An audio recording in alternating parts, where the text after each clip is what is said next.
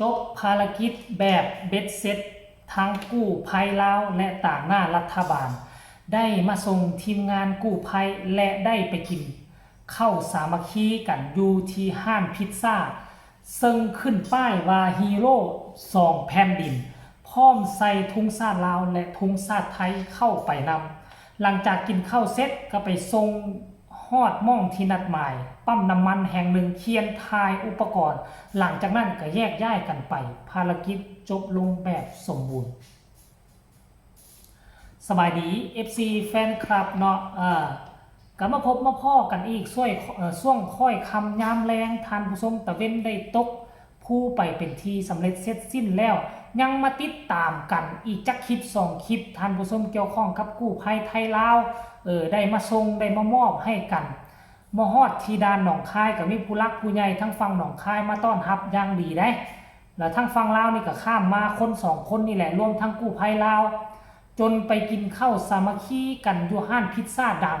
เมืองหนองคายทานผู้ชมกลัวจะได้แยกย้ายน้ำกันไปก็ได้ห้องเพลงเนาะห้องเพลงขับกล่อมกันแบบสนุกสนานแบบอ้ายแบบน้องเลยตอนข้ามขวามิตรภาพทั้งไอเก่งก็เป็นผู้เริ่มต้นห้องเพลงโบกมือบายบายไปกินข้าวกินน้ำอยู่ที่ห้านอาหารห้านพิซซ่ากินเรียบร้อยกับพากันเต้นพากันฟ้อนซึ่งมันเป็นภาพบรรยากาศที่โอ้โหทุกคนเลยอบอุ่นที่สุดโดยเฉพาะก็คิดว่ามีแต่ทั้งฟังลาวอยู่ทั้งด่านจัดทรงไปมีคนมาขอถ่ายรูปถ่ายห้อยไปฮอดที่ด่านฟังหนองคายทุ่งชาติไทยตั้งตางามีกู้ภัยของอาจารย์ติงลีแล้วก็มีกู้ภัยที่เกี่ยวข้องแล้วก็มีผู้ที่เกี่ยวข้องทั้งผู้รักผู้ใหญ่ทั้งหนองคายมารอท่าต้อนรับอยู่ทั้งด่านแบบขับค่าหนาแน่นเส้นเก่าเส้นเคยทุกคนรายละเอียดนะให้ทุกคนไปส้มคลิปเรานี่สากลให้ไปเห็นกับตาว่าความผูกพันของพวกเขามาถึงปี2026นี่มันเพิ่มพูนขึ้นขนาดใดให้ไปส้มคลิปเรานั่นสากลแล้วคันส้มแล้วมีคำตำหนิที่ส้มคำคิดคำเห็นส่งมาได้ทางใต้คอมเมนต์ไปส้มเลยยกมือขึ้นบายบายเป็นความหมายว่าอ้ายลาก่อนลาก่อนลาก่อนบ่นั้นดอกมังกรอ้ายสิย้อนกลับคืนมาอ้ายห่างเจ้าเพียงแต่กายส่วนหัวใจยังอยู่ดอกนาหัวใจของหนุ่มมานะอย่าได้สวมกาเลยนะบนนี้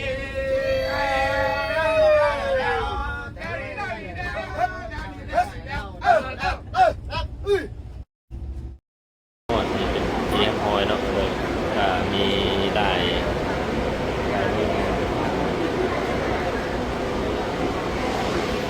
เนี่ยก็มีหลายคนเนาะทีมงานใน62427แล้วก็ใน608ของพวกเราแต่ใน608แล้วแม่แอดมินเนาะข้ามมาคนเดียวข้ามมาฟังไทยเพิ่นก็ทางฟังไทยหนองคายเพิ่นก็ให้การต้อนรับเป็นอย่างดีเนาะเพิ่นก็ให้การต้อนรับเป็นอย่างดีนี่ก็เพิ่นก็กำลัง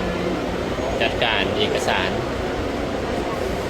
เอกสารยังบ่แน่ใจว่ารถที่เฮาสิไปส่งเพิ่นฮอดไสเนาะตามเพิ่นว่าหันได้ว่าไปส่งอยู่อัสบานบ่ไปส่งอัสบานหรือว่าอยู่โลตัสนี่แหละก็ถ้าเบิ่งไปนำกันคันว่าไปฮอดไสก็ฮอดนั้น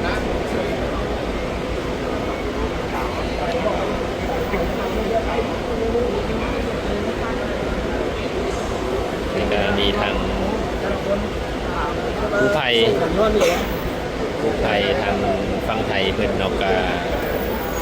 มาฮับกันเมตตาธรรมกาฬสินธุ์เนาะอันนี้แม่นกู้ภัยของอาจารย์เก่งกาจเด้ออันนี้กู้ภัยของอาจารย์เก่งกาจกาฬสินธุ์เนาะเพิ่นก็มาฮับอยู่ฝั่งไทย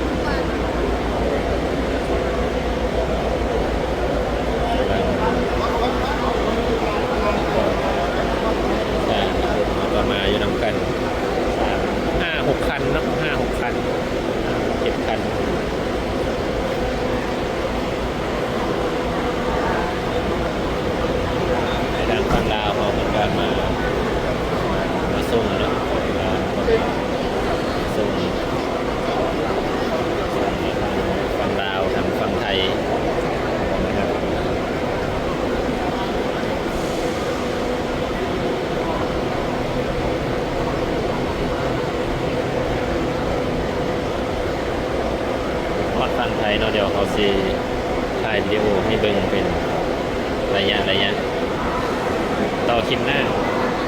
มีคนเอาให้ครับกูอยากจากกันเลยครับใช่พี่ทอนจังหวะชิเมนแหละผมเคยเอารถไงชิมาได้คืออะไร เป็นพิซซ่า ไปจอดพวกนั้นบ่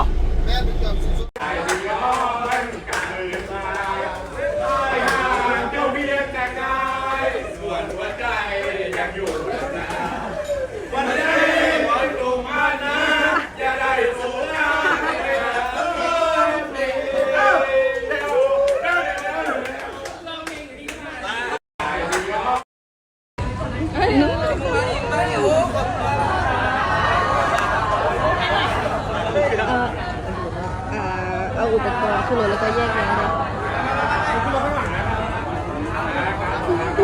ขอบคุณมากเช่นกันค่ะ ขอบคุณนะครับขอบคุณครับขอบคุณครับ โอ๊ยเจ้า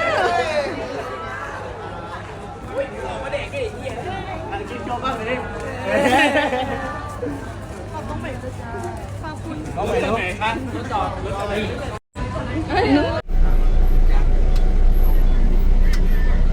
วันนี้ก็หลังจากเพิ่น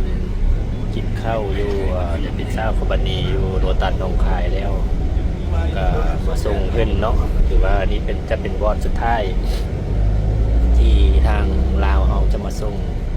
ก็คืออยู่ปั๊มปตทหนองคายปตทหนองคาย แจกของ ส่วน พอเติมมาจาก มีรถมาในกระสินธุ์เบิดเนาะรถมาจากกระสินธุ์เบิด พี่บอกบอสไทยพี่พอเติมนะเขาจะเอามือเข้ามากับมือกับนะมันต่างกันแล้วลงไปให้เจอเอาไป บัตร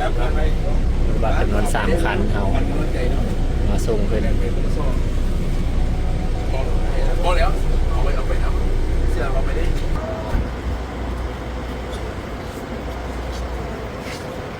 เอามาส่งเนาะมี รถบัตรของห้องว่าการสำนักงานนายกรัฐมนตรีเนาะจำนวน3 คันที่มาส่งตอนนี้ก็ฮอดจุดที่จะมาส่งเพิ่นเป็นที่เรียบร้อยเนาะ